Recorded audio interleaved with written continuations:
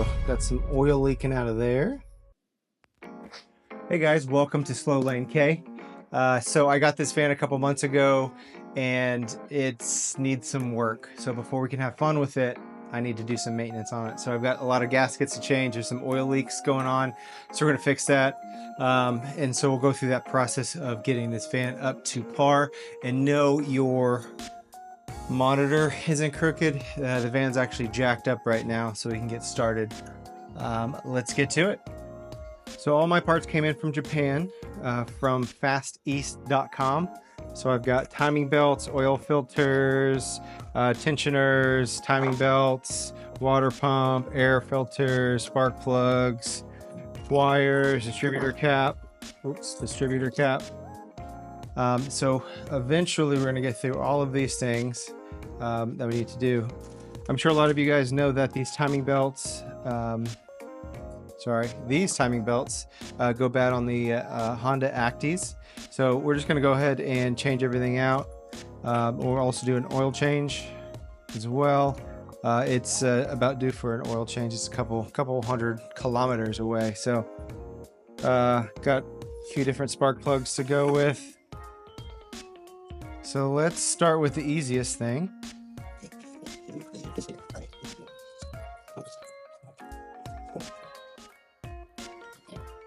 We'll start with the air filter. Oh, okay.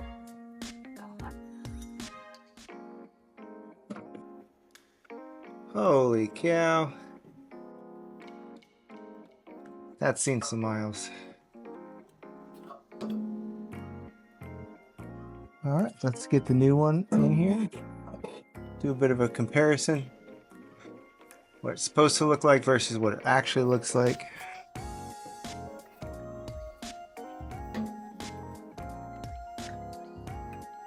Just gotta find the hole. There we go.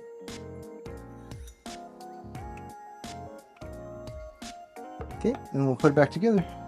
I know it may be tough to see with this light and me blocking all of it, but oh, got my glove stuck. Uh-oh. All right, air filter's done. So hopefully that'll help out. All right, let's get into the engine cover. Ooh, got some oil leaking out of there. Pretty dirty. So under here is the carburetor, I believe. Man, this is dusty. Got this alternator that's looking kind of crusty inside. So let's get in here and change out some gaskets to get rid of this leak here. So we're going to start with the valve cover here. So we're going to replace this gasket here and these gaskets as well. But if you notice, there's a lot of stuff that's connected to it going over it. So we're going to have to move all this. So starting with the cover here, we'll remove this and loosen this up to get this out of the way, and we'll go from there.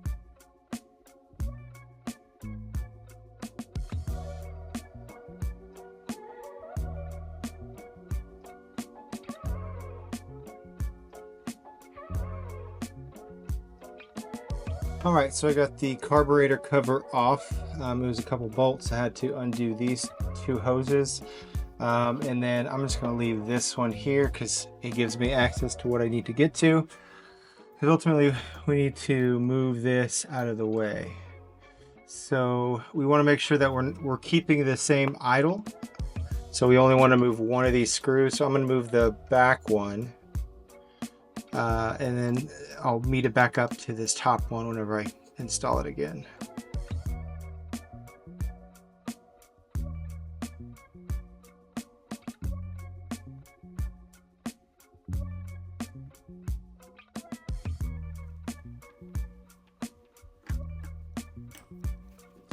Okay, so that's out of the way. Okay, so carburetor's disconnected, or the I guess the throttle is disconnected. So let's get to the rest of it. All right, so let's get this bolt removed. Okay, so I put my bolt back. Next thing we need to do is get this out of the way. I guess that's fine right there. And let's get this removed. All right, so as we get this, okay, so this one's shortest. That's easy enough to keep up with.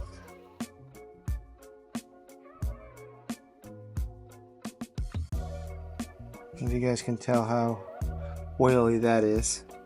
So we definitely need to replace some gaskets here. So we're going to be replacing these anyways, so I'm not too worried about it right now. Actually, all of them are pretty oily. Okay.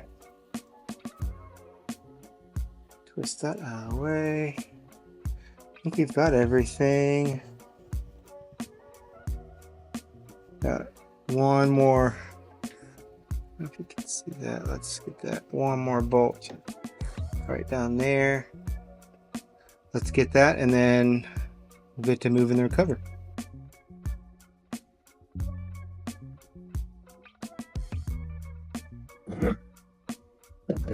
So here's the cover. It's pretty worn out. All right, let's replace some of these gaskets. Let's work on these first and getting these cleaned up.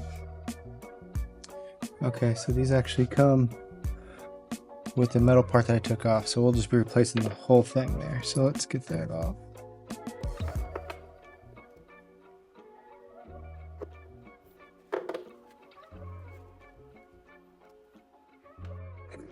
Okay, to get this on, I'm going to use a socket to just tap it on.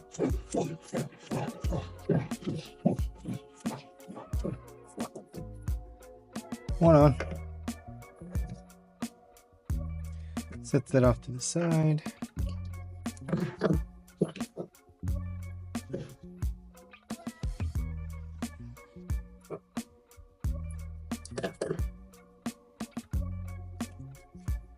All hard and crispy. All right, we got that one on. So these are, you can tell, pretty worn out. So it looks like the other one actually broke inside. So how one's bigger than the other. I don't know if you can see that. There we go. Let's get that cleaned up.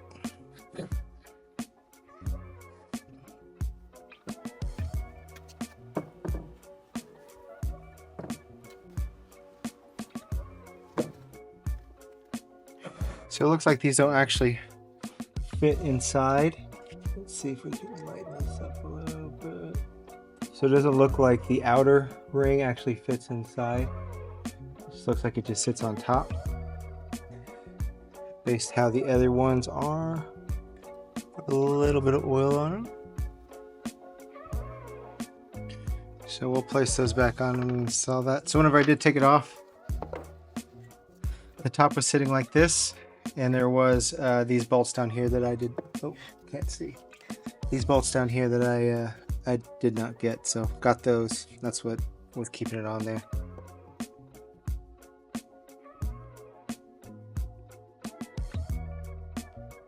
It's still rubbery. I don't know why it was leaking.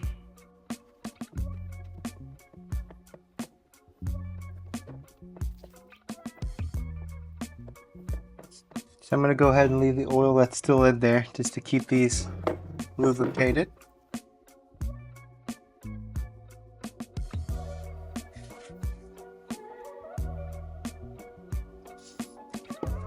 Okay, I'm going to clean this up a little bit. I mean a little bit. I mean just a little bit. And be right back. A little crispy. I have a feeling that this one's going to have oil all over it. Sure enough, that one has oil all over it. That one is covered in oil too. Good thing we're fixing these gaskets, replacing these plugs. All right, I'm gonna put this cover back on. And I'll be back here in a little bit because it's gonna take me a little bit and I'm gonna cuss a lot and get frustrated. So I will be back here in probably an hour. All right, so I got everything buttoned back up. New spark plugs in it. I am gonna change out these spark plug wires here in a little bit. Got the carburetor cover back on. Everything started up the van and it runs. It took a second to get going, but it actually sounds better than it did before. So I guess it was about an hour that it took me to get everything back together. I torqued these down to 9 foot-pounds. So the 4 bolts that go into the valve cover. Let's torque those down, and then nothing else that I found really had specs, which kind of makes sense. So, all right, so on to the next.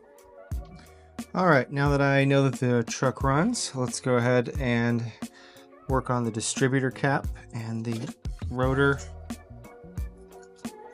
O-ring.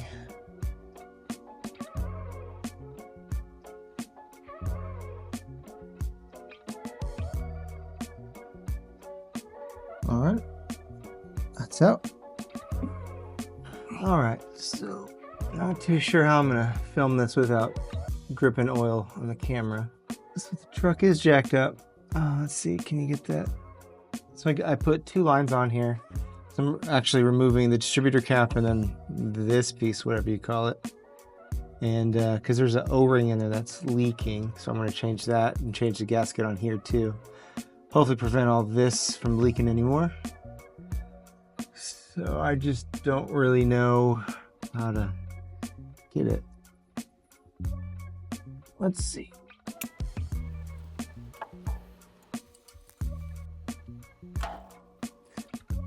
Yep, smashed the fingers. Okay, so I got this out. This was actually still stuck in the van, which took a while to get out. You have to pull this through the top because that cable's still attached, and this thing is really dirty. So I don't know if you can tell, those gaskets are pretty worn down. They're really hard. So that'll help out. I'm gonna get those changed real quick. Thing is still pretty greasy.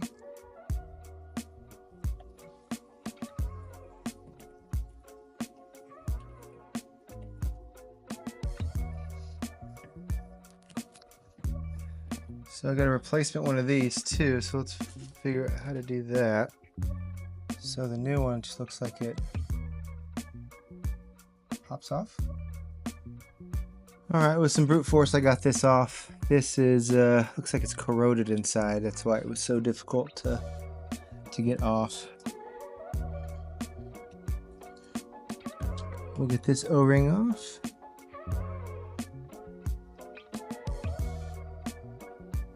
All right, we'll put the new one on. So that's back on, that's back on. Let's get the distributor cap back on, the new one. So luckily the new one, make sure that's on, comes with the screws too, so you don't have to reuse those.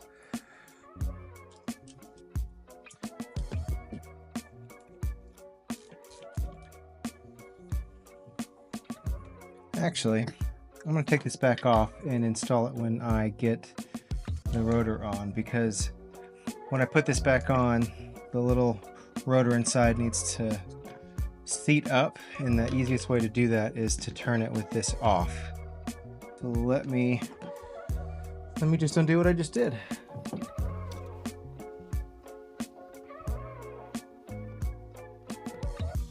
So it's been a couple days since I last shot the last video, because I am not a mechanic and I thought it was easy enough just to put that bad boy back on, have everything match up, and the van start up, which is not the case. So it turns out that I had the rotor 90 degrees the opposite way when I put it back in. So whenever the rotor was spinning the distributor, it was not hitting the correct timing. So I had to undo everything, switch the rotor 90 degrees so it sat in there correctly, and sure enough, it ran. So this definitely made me realize that I am not a mechanic and just somebody kind of guessing what I'm doing. And luckily, I ended up having to watch some other videos trying to figure out what the heck I did wrong. And so that's what I did wrong. Let's look at it all finished up. All right, so I've got new spark plugs. I've got the distributor down there put in correctly now. And that was a pain in the butt to actually do all that correctly. I have all my markings lined up right down there. So underneath the vehicle, I had it marked right there. Turns out that oil takes off the paint pen. So I had to look back at other footage to make sure that my timing was correct. And line that back up correctly, and sure enough, it is. It definitely runs a lot better, starts better. So let's get that turned on.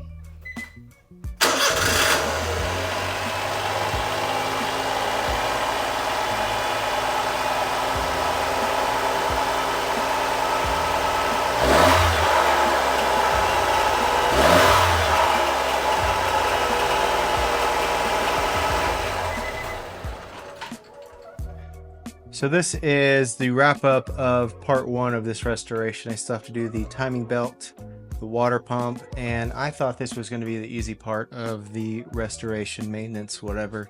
Not quite. So I'm hoping that the next part goes much quicker and a lot smoother. So I've got a series of videos that we're going to do to get everything back up to par, oil changes, and a couple other things. So like and subscribe to keep up with those. So if you've made it this far in the video, we're just getting through the non-exciting maintenance stuff, and we have to do this to get to the fun stuff, right? So I've got some cool fun videos to really show off what this little van can do. So please stick around for what is next. It's gonna be fun. Got little, man, this garage is pretty messy.